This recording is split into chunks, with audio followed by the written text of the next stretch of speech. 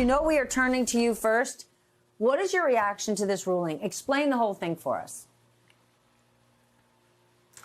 Well, that's about a semester's worth of work, Steph, but I'll try to take a bite at it. This decision is not about the subject matter of the case. It's not about birthright citizenship. It's about an equitable remedy, whether or not a federal judge in one district in the United States can issue a ruling that binds the United States all across the country.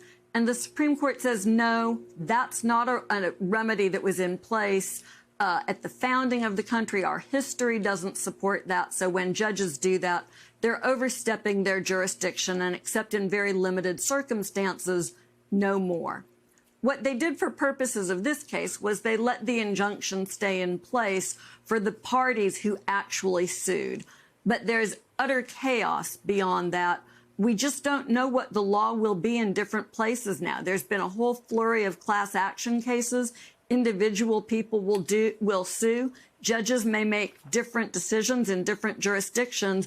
And because the gatekeeper for getting this to the Supreme Court will largely be Donald Trump's Solicitor General, he may just choose not to appeal adverse decisions, leaving this sort of chaos sitting all over the country.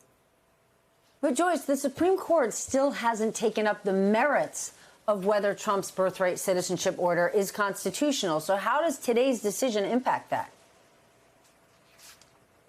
Right. I mean, that's a great question. We just don't know for sure. There's a separate concurrence by Justice Kavanaugh. He suggests that that issue will be before the court very quickly, but someone has to bring it to them. And presumably that would have to be Donald Trump's Justice Department if they lose a case. And they may well just choose not to appeal those cases, which would mean that there would never be a decision from the Supreme Court. You know, maybe they will, maybe they'll feel honor-bound to do that, but I'm not holding my breath.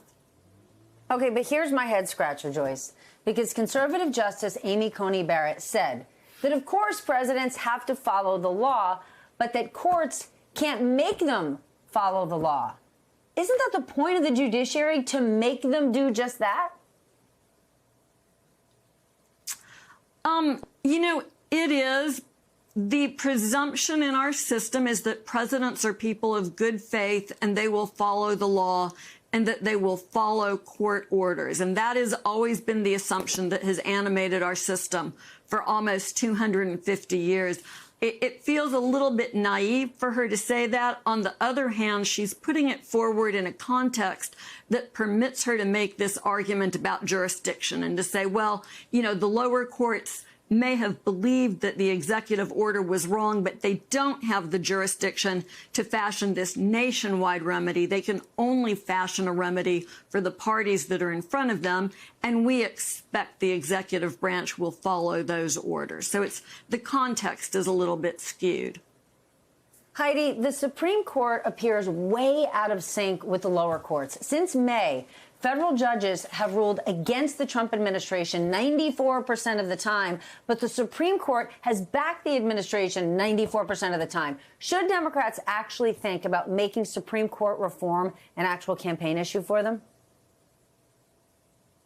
I think ever since the Dobbs decision, it has been on the ballot. The Supreme Court is on the ballot. But I think what's important is in most of those cases you're talking about, Stephanie, they didn't rule on the merits. They're taking procedural steps to throw the president a bone by basically saying, oh, no, we're not going to enjoin you. We're not going to restrict you right now. It's not a case on the merits. We're going to restrict the district court.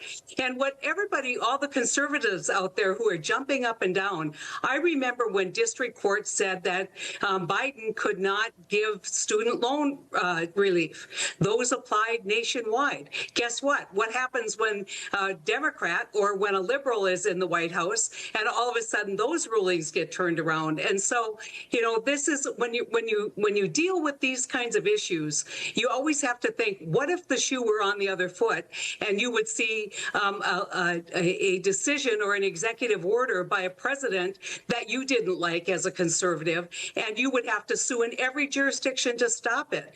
And I agree with Joyce. This is just going to be chaos out there, and it really puts the Department of Justice, who none of us should trust on the rule of law, in the catbird seat to kind of direct what's happening. One thing I guess I'd ask Joyce is this whole nonsense about if you file a class action, maybe then it would apply nationwide.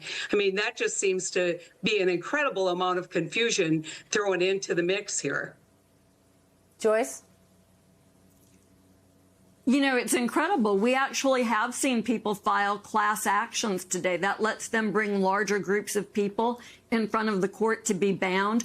But of course, that presumes that people have access to a lawyer and maybe have some financial wherewithal to get into court. And the point of these nationwide injunctions was that when we were talking about fundamental rights like citizenship, they allowed the courts in a very efficient manner to ensure that the same rights applied to everyone.